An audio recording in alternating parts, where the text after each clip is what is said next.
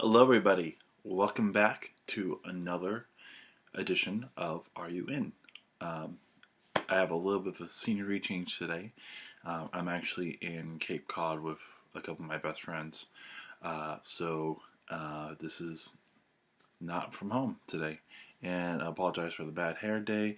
I'm kind of lazy, not gonna lie, I'm kind of lazy today. I'm on vacation, but I still want to put this out there for you guys. Today I am reviewing um, Queens of the Stone Age's newest album entitled Villains.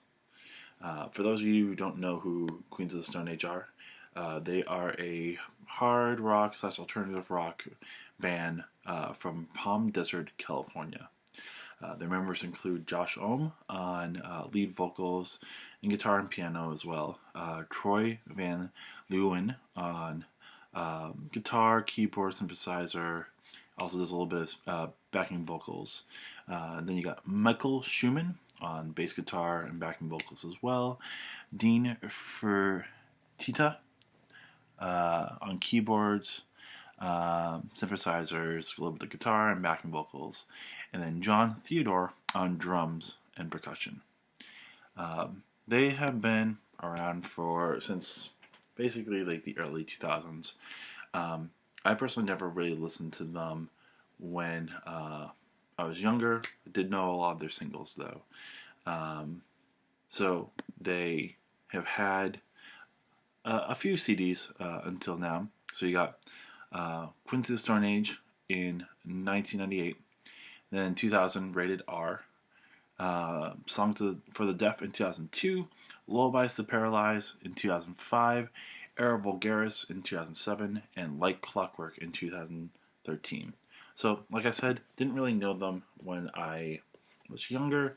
It wasn't until I want to say about 2 or 3 years ago when I just took the time to listen to the whole discography, and I think they're a very solid hard rock band that is always putting out new and interesting things.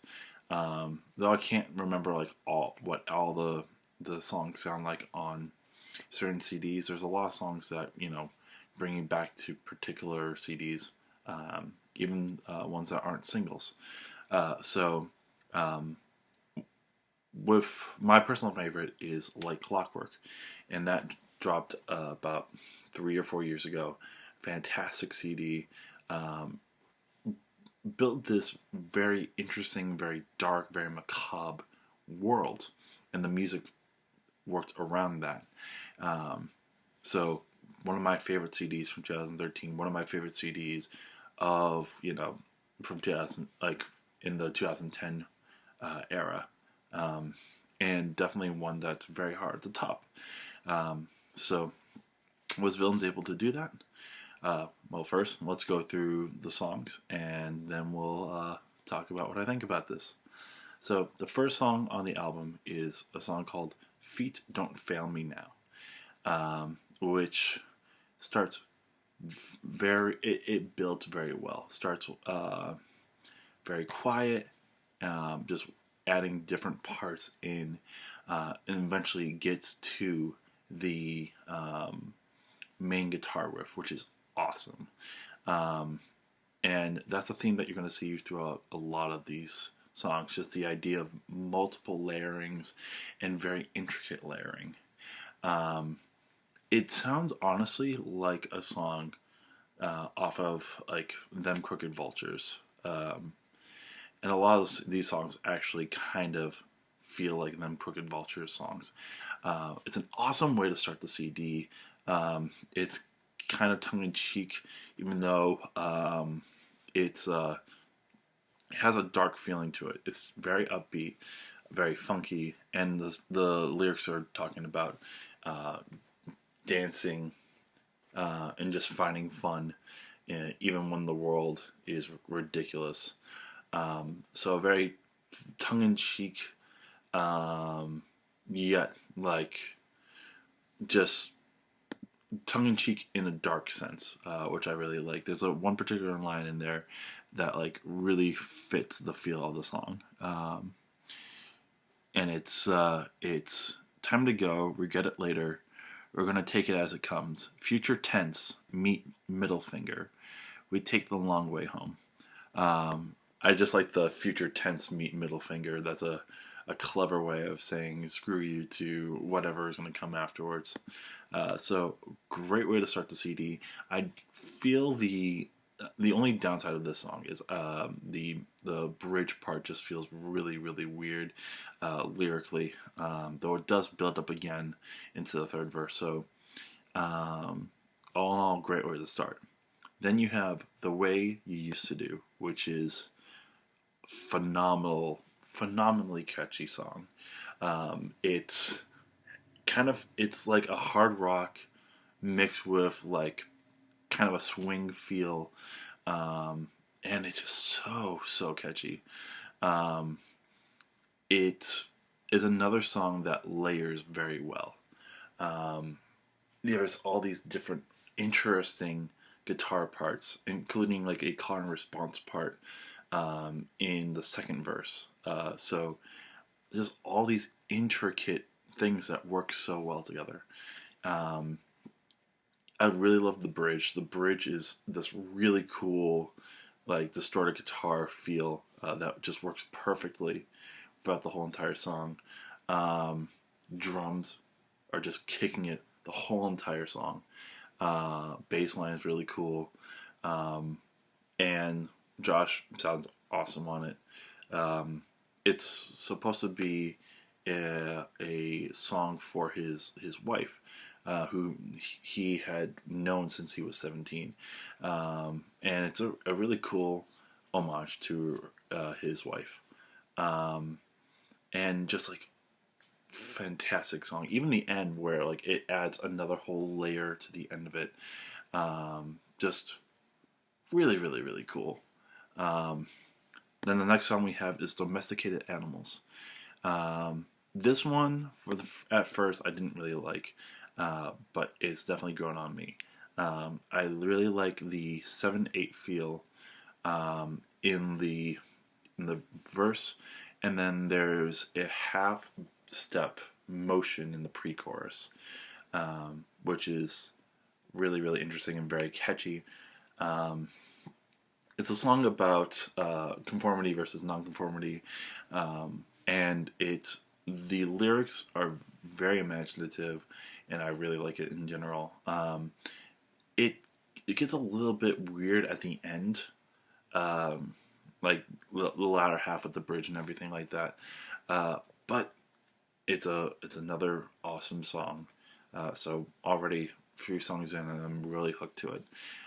Then we got Fortress, which really quickly, the end of Domesticated Animals ties into Fortress. They have a little string part that works that flows seamlessly into Fortress, and Fortress is also another really cool song. One of my favorites on the album.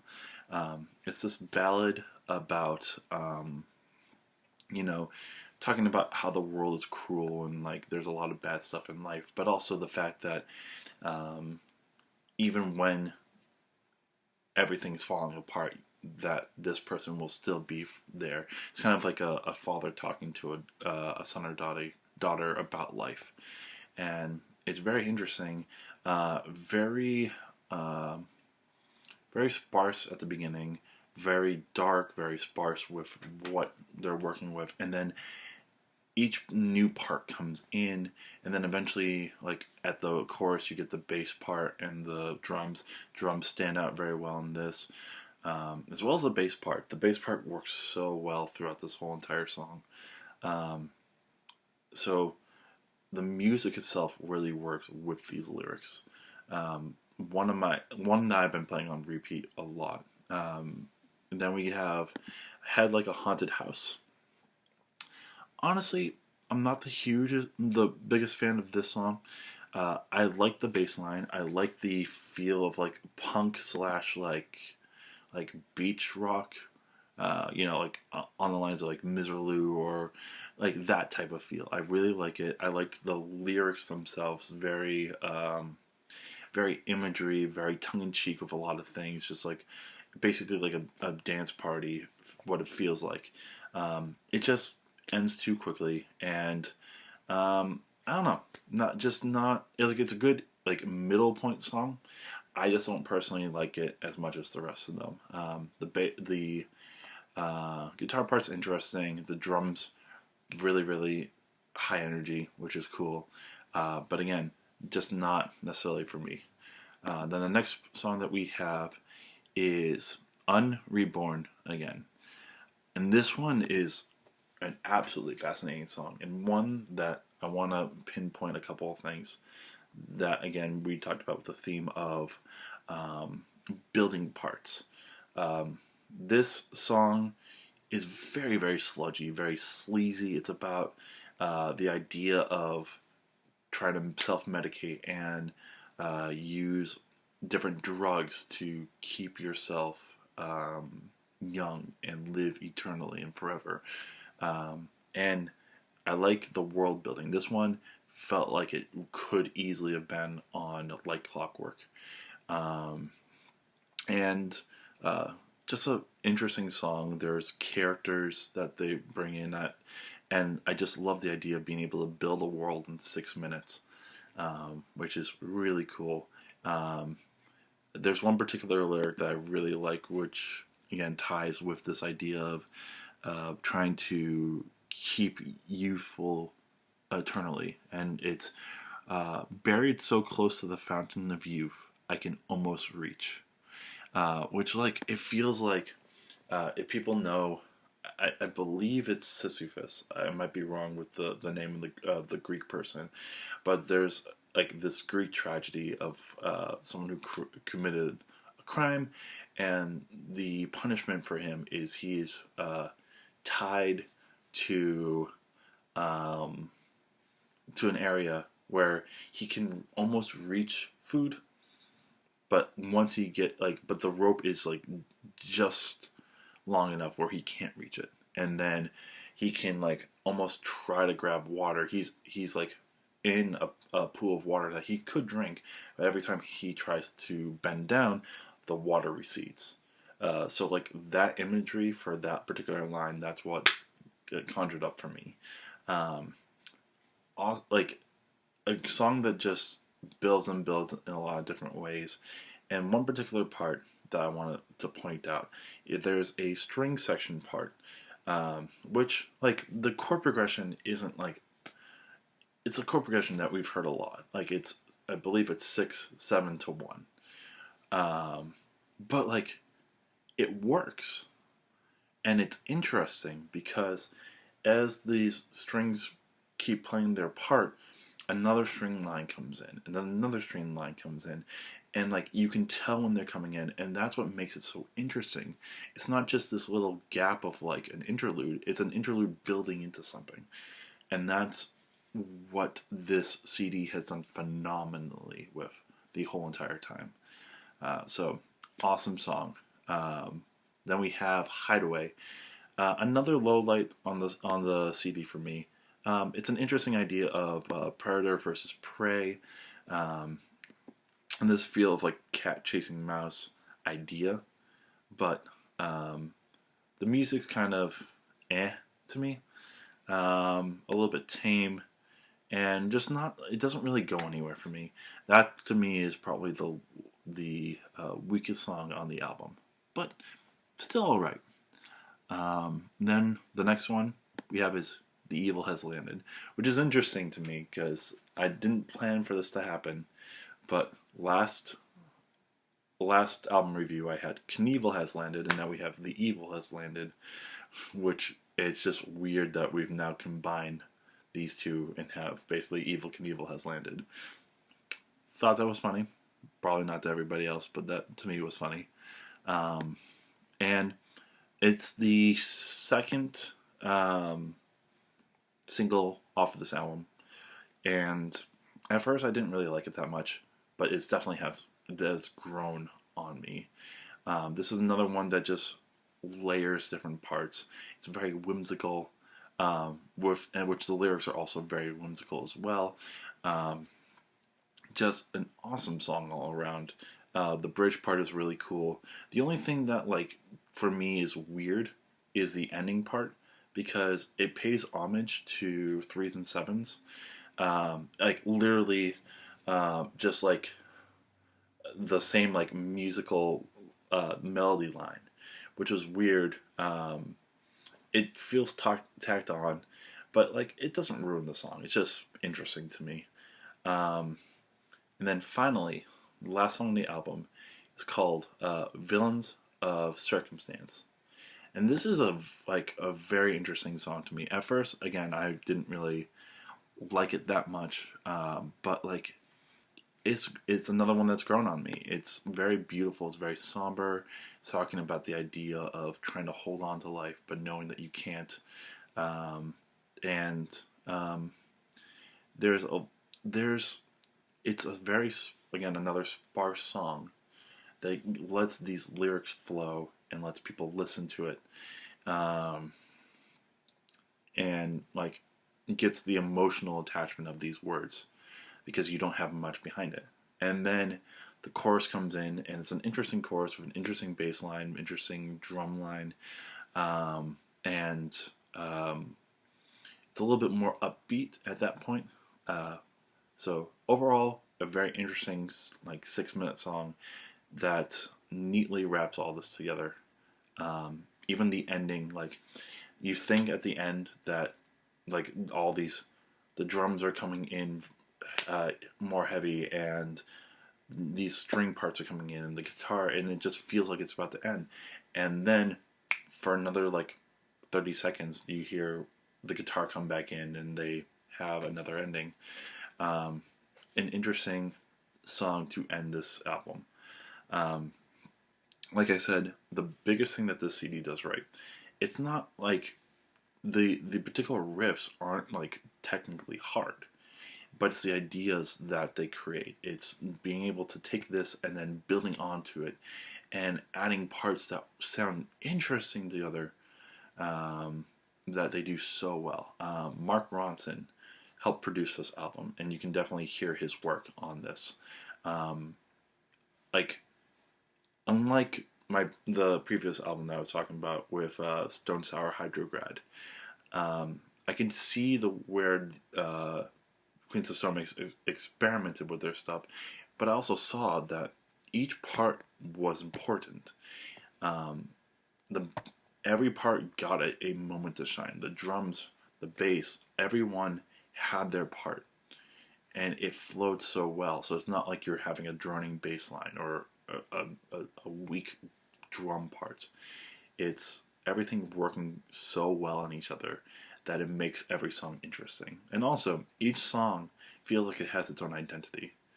Like maybe that's because it's only 9 songs, but still, like it. Each song is interesting on its own end. Whereas with Hydrograd, like it felt like a lot of these songs were a little bit the same. So I really, really like this CD. Josh Ohm sounds fantastic on it. Um, just it's it's basically a more upbeat version of Like Clockwork. And again, like I said, there are a bunch of songs that sound like they could be Them Crooked Vulture songs, like Feet Don't Fail Me Now. I can definitely hear Domesticated Animals as a Them Crooked Vulture song. I could hear The Evil Has Landed. Uh, and like, I think that's just because Josh Homme was part of that, and you could feel like the connection points. Um, so I just thought that was interesting. Like I kept feeling that, whereas like with like Clockwork, I didn't really feel that. Um, Now in between the two of them, I would say I still like Clockwork a little bit more because I feel like every song except for Fairweather Friends was phenomenal and built this world very well. Whereas like I don't feel the world of Villains. I feel like they're all their own separate entities that are building like that tell different stories and aren't really together. But still an awesome CD. Um, and one that hard rock fans should listen to, Queens of Stone Age fans should listen to, people getting into rock in general should give it a chance. And I think it's a little bit more approachable than Like Clockwork. So if you haven't really given that Queens of the Stone Age a chance, this is the CD to listen to. And then from there, if you really like this style, go back and listen to Like Clockwork, because Like Clockwork is a CD worth listening to. Personally, for me, this is really, really close to the best album of the year. At first, I was like, I don't know about it, but it's right next to Paramore in terms of that. Though I did recently listen to another CD that I will eventually review with a special guest that might be up there for best album of the year. But I can't say that just yet. I will say though that um, I'm excited to have heard this one, and I'm really excited because within a couple of weeks, Foo Fighters CD is going to drop, and I've listened to the first two singles, and those sound awesome. So it's great to see it when Queens of the Stone Age and Foo Fighters are putting out something in the same year. I'm curious to see who's going to do it better. So that's my album review for now. Also, just a really, really quick thing, which when I place the playlist on here, something that you're going to see, which I personally really like about this album, the Queens of Stone Age themselves put a playlist up of the songs, and the imagery, the artwork of all the songs is really, really interesting. I really, really personally like that. It kind of ties in with this dark feel of a lot of these songs. So another plus on that. But if you like this album review, of course, a couple of different things you can do. You can like, you can comment, you can subscribe to my channel, you can share it with your friends. You can also let me know what other CDs you would like me to review. I have a couple in mind, but I'm always willing to hear more suggestions. I'm going to place, like I said, the playlist of this CD. And yeah, look forward to Tuesday for another cover song, and then we'll see from there. Until then, I'll see you in the next video. Peace.